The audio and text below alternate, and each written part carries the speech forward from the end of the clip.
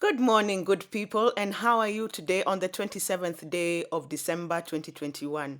I hope you enjoyed your Boxing Day yesterday. I hope you are good to yourselves. I hope you stayed safe. I hope you kept social distancing. And most importantly, I hope you stayed sober. We have 4 days left to go into the new year. Have you started making your resolutions? Have you started making your amends? Have you started redefining your goals? If not yet, you still have 4 days to go. Today, I want to speak about the cage test. The cage test, CAGE, is a test used to define or to find out if you are an alcoholic or if you're on your way to addiction. I will break it down, starting with C. C means to cut down. Have you tried to cut down on your levels of drinking and have been unable to do so? A stands for anger. Have you been angry at yourself or have others been angry at you due to your levels of drinking? G stands for guilt. Do you feel guilty every time you open a bottle? E stands for eye opener, or in Kiswahili, kutoa lock. Do you find yourself having to wake up in the morning either to go to the wines and spirits or to the bar to have a drink first thing in the morning, or do you normally have a drink at your bedside to wake you up in the morning? If you have answered yes to any of these CAGE, chances are you are already an addict or you are on your way to addiction. As for me, in my own life, I will use that cage test to define my journey into alcoholism. I tried cutting down. I tried cutting down for years. I would cut down or even stop in quotes. I would stop for a week or 2 weeks and I would feel so great about myself thinking that I've recovered or I've even stopped drinking. But then after a week or 2 weeks, I would find myself back there and I would drink continuously, what we call binge drinking. I would drink continuously for a month or even 2 months on end, back to back. And I mean literally back to back without stopping. Then after I stop, I sink into depression. I try to become clean again and I find myself there. So it became a vicious cycle. Anger.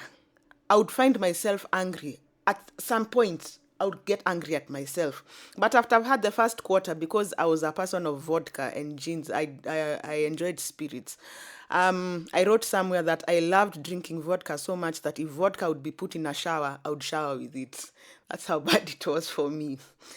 Now, I would get angry, but after the first vodka has entered my system, that anger disappears like the wind. But for my family, my family, oh my God, my family would get so angry because I'm those people who, if I drink, I don't drink to just drink. I drink to get high. And I would get high sometimes and end up doing some crazy things. So my parents would end up being called by different quarters in different places. I'll give an example. There was a time I was living somewhere in Kagia North, and I was so drunk that I missed our doorbell, my gate bell, and I went ringing the neighbor's gate bell. And so when the neighbor came to open the gate bell, I'm asking him, why weren't you opening the gate bell? And I'm not even remembering.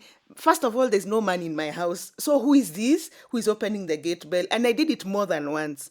So this man used to call my dad and tell my dad, please come and help your daughter. Your daughter has a problem. So of course, my parents would end up telling my siblings, who would become so angry at me because of the madness I am doing. Because as much as we say addiction is a brain disease, it is also a form of madness, surely. Can you imagine going to ring your neighbor's bell and asking them why they have not opened, yet you don't live there, but you're convinced you've passed your own gate and gone to the neighbor?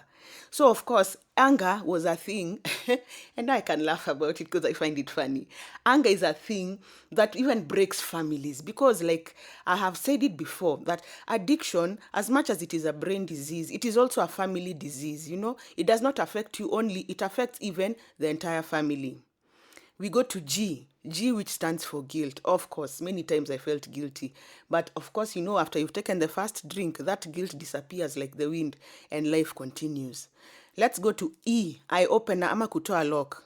Carol was the mother of kutoa lock. I have been known in so many wines and spirits of kutoa lock. I go and I buy, but I never used to stand in the wines and spirits. I would buy, go home, switch on the TV with my nice 4 quarters surrounding me, And praise the Lord, because I have alcohol surrounding me to take me through that morning. So for me, mine was not to toe a lock and go to work. Mine was to toe a lock and watch Nigerian movies and start crying the whole day.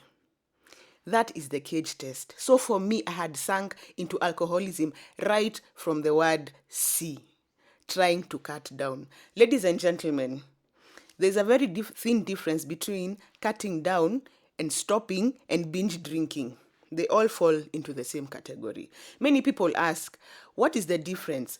Binge drinking. I was a binge drinker, but you see, binge drinkers and addicts, there's almost no line, you know? They are in the same space. So cage test is the best way to test yourself. And if you have any of these, I would ask you, and I would appreciate if you would seek help. My name is Caroline Kagia, the founder of Caroline Kagia Wellness Initiative, and it's been a pleasure talking to you.